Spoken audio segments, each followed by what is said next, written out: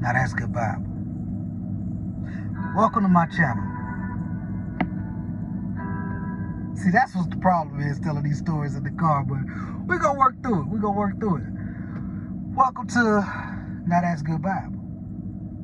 And for my first video, I wanted to kind of do something that's a little relatable, right? So we're going to go with a beginning story for my first video on my new channel. And let me ask you a question. Just before we get started, let me just ask you a question. You ever heard of the story called Adam and Eve? Of course, right? Rhetorical. I mean, it's Adam and Eve, the Garden of Eden. We've all heard of that story. But have you heard of the story like this? Now just imagine. Imagine waking up in a world where nothing is broken, right? Imagine waking up in a world where there's no anxiety, where there's no headphones slipping up out your ear. You keep having to adjust them. Just imagine, just work with me. Imagine no regret, no pain, just peace, just purpose, right? Just imagine. Just God. Sounds beautiful. Now imagine losing all of it. Imagine losing everything because of one decision. Imagine losing that perfection over one decision. Right? Yeah. See, this is where everything would change. See, before there was noise, there was silence. And before there was chaos, there was intention. And see, God spoke with intention. I mean, he still does. It's God, right? But in this case, let me give you an example. Like when God said, let there be light, what happened? Light, let there be, right? You know what I mean? I mean, the light broke over the darkness and there was light, right? Let there be light. But let me give you another example. See, like when God wanted there to be a sky, I don't know verbatim, I'm just guessing. I mean, he might have said something like, let there be a sky. You know what I mean? And what happened? The sky stretched on endlessly. I mean, it's God, right? So whatever he spoke, it happened. And when God said he wanted oceans, the oceans roared into place. And when God wanted land, the land rose from nothing but his word. I mean, it's God, right? And when God wanted life, God spoke it into existence. He said, let there be life. And then life was everywhere. You thought you had me. Nah. I know what I'm doing. Just pay attention. Look. But then God did something a little bit different. I mean, after he had the oceans in place, the mountains, the seas, the life,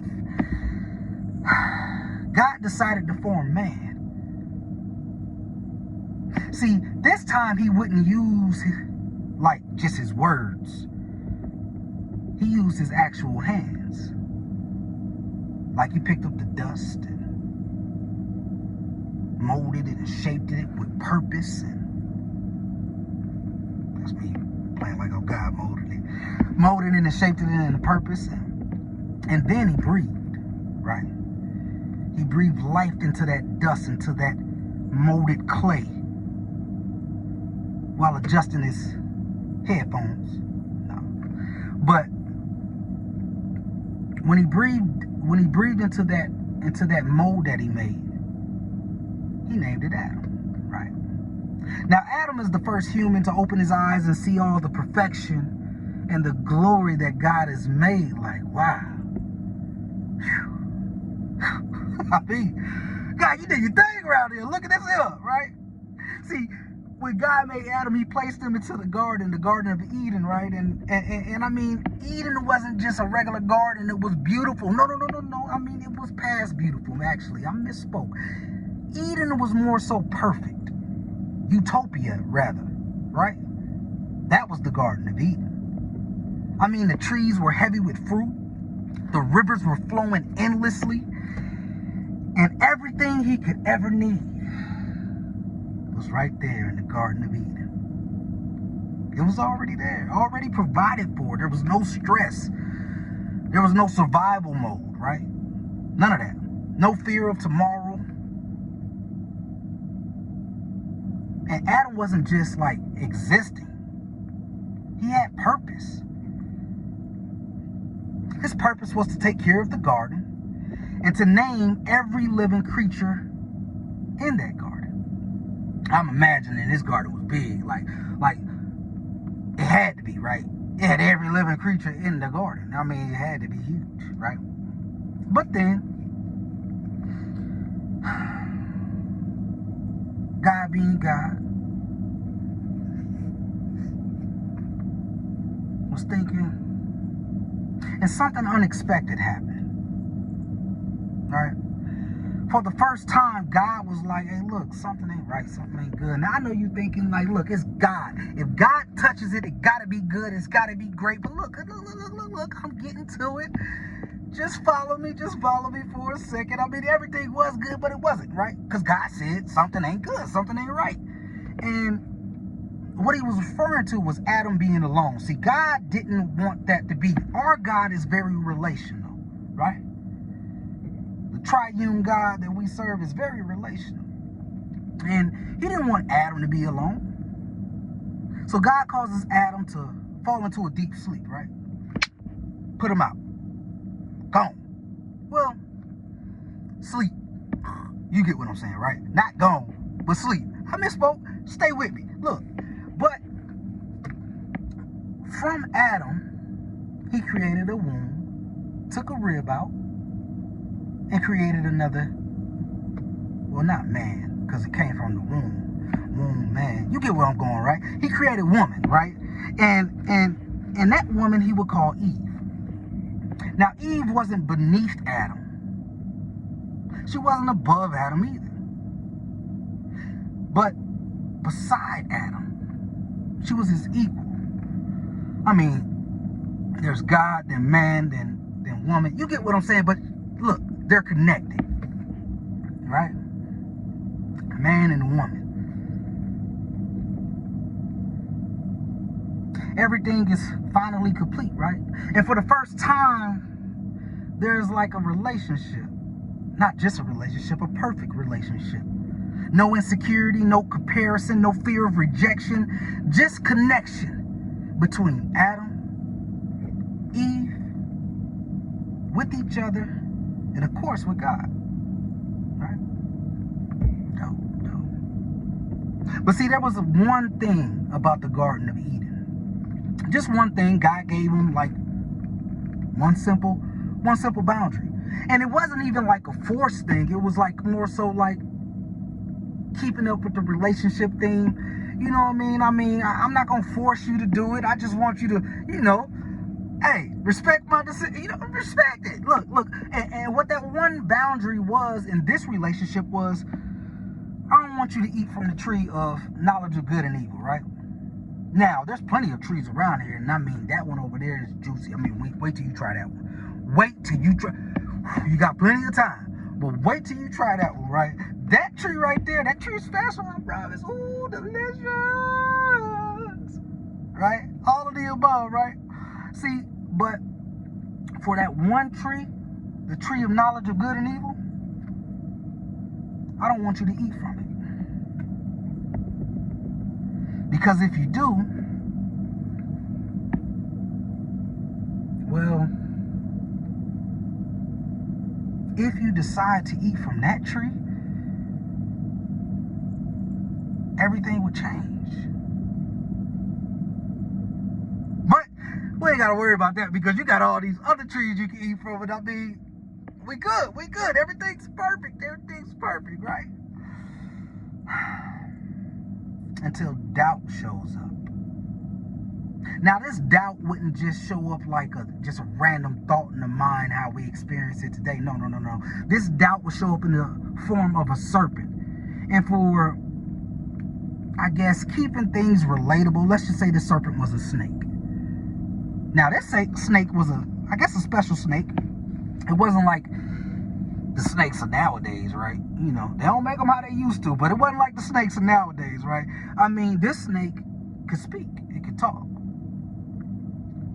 Now, it probably had fangs, and obviously it was poisonous and toxic and all that other bad stuff, but, you know, it didn't approach like that. I mean, when it brought itself into the picture, it didn't approach with force, or it didn't have any pressure, or not so that it seems.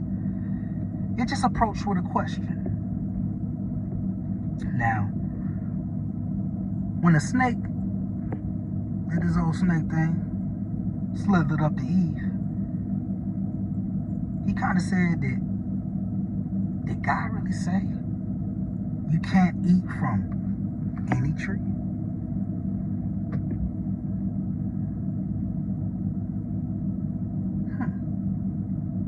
Now Eve thinking, I guess something shifted in her. Eve responds, but now she's thinking, trying to process what the snake said. Did he? I mean, if he didn't want us to, but, like, did he?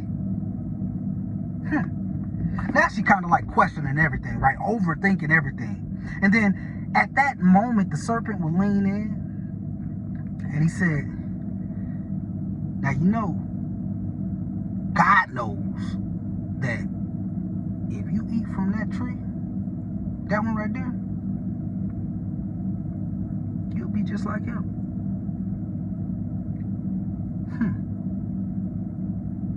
Eve still processing and thinking. Decides now, this isn't about a rule anymore. It's about control.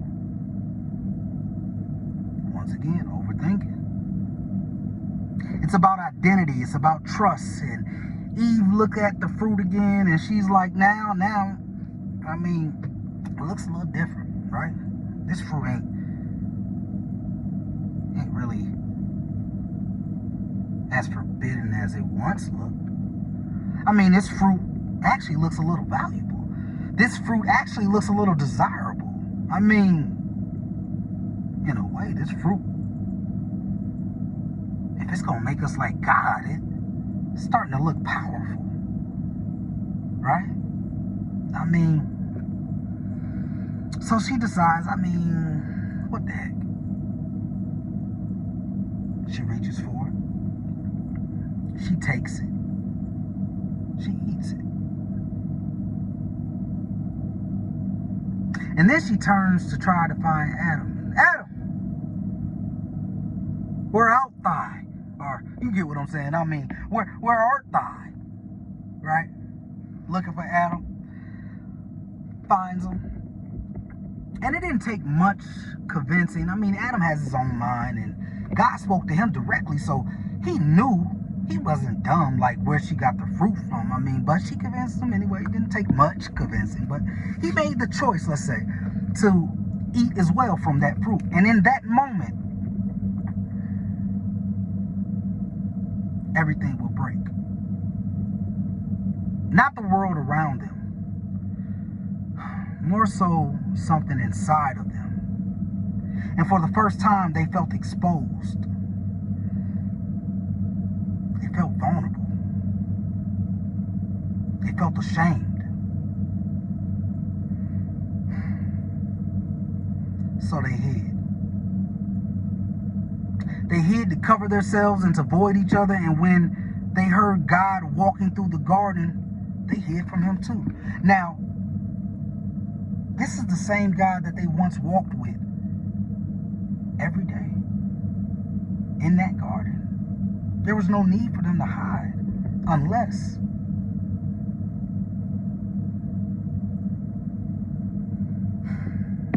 there's only one thing that will make you run from God, right? You remember the shame, and no need to digress, but God then calls out, because normally they would just run up to him like, yo, God, what up, baby?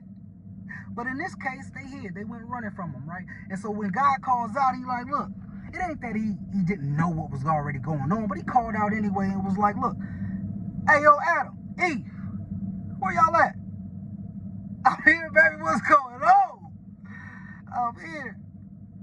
Anyway, I mean, it wasn't because, like, he didn't know where they were. It wasn't like he lost them. But it was more so like they lost themselves. Almost like I just lost his headphone piece for the 10th time, right? But it was more so like they lost themselves. I mean, Adam started to blame Eve, and Eve started to blame the serpent, and nobody's taking accountability. I mean, and the main thing is, like, the trust is broken. Responsibility, accountability, shattered. And then, of course, I mean, like in any relationship, if something isn't right, there has to be some sort of consequence. That's when the pain, the struggle, and the separation crept in. Now that serpent, nowhere to be found. But in the Garden of Eden, with all this chaos and commotion coming about, God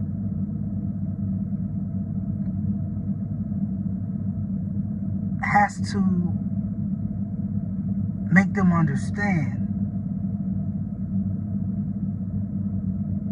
past what they would normally would understand, because they ate from the tree of good and evil, the tree of knowledge, good and evil. And with that, he banishes them from the Garden of Eden.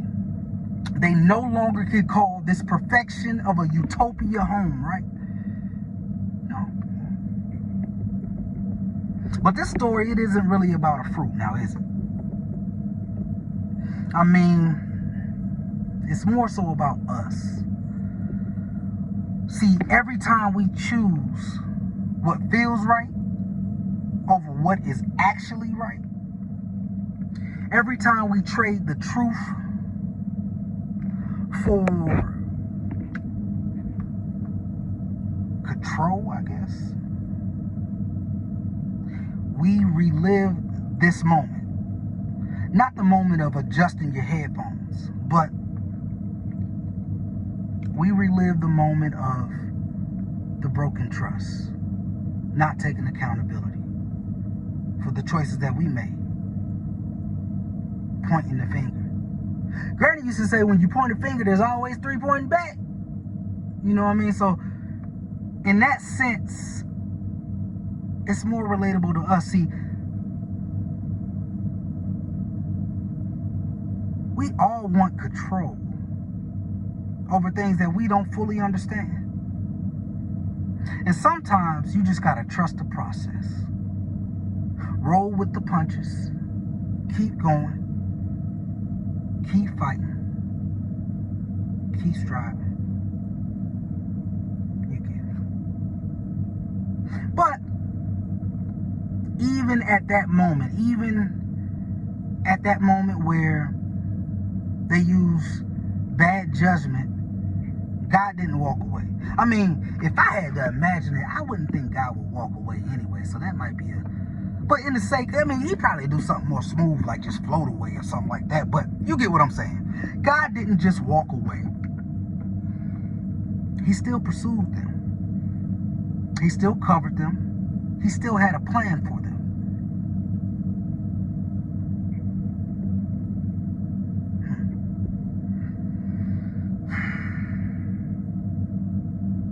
I mean, this story, this isn't a story about a fall. This story is more so about the beginning of grace, mercy, redemption.